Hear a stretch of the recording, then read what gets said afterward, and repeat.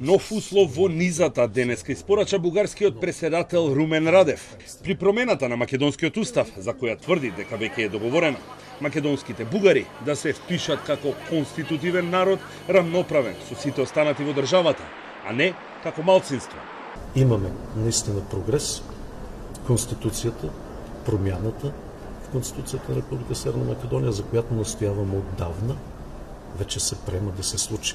И тук никога не сме говорили за малцинство. Не за малцинство.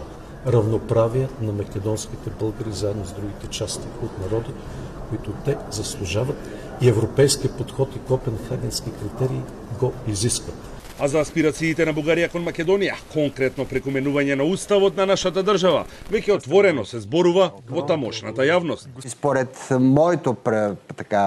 моето тълкуване, българите са третирани като малцинство, което за нас е неприемливо. Ако ние влезем като малцинство, това означава край на българските аспирации спрямо Македонија. Во однос на статусот на македонскиот јазик, за кој македонската јавност е запознаена со бугарските ирационални тврдења, во преговарачката рамка се наведува дека при преводот на европското законодавство на македонски, Унијата ќе ги зема предвид ставот на Бугарија и Македонија за јазикот преку унилатерални декларации со кои ќе ги нагласат своите ставови. Димитар Гочев, пратеник од редовите на Продолжуваме со промени на премиерот Петков, дециден дека ставот на официјална Софија е јасен.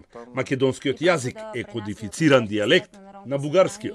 Не мога да кажа, българската позиция е ясна, че ние считаме македонски език за, да го наречем, диалект на български език, по някакъв начин кодифициран диалект на български език.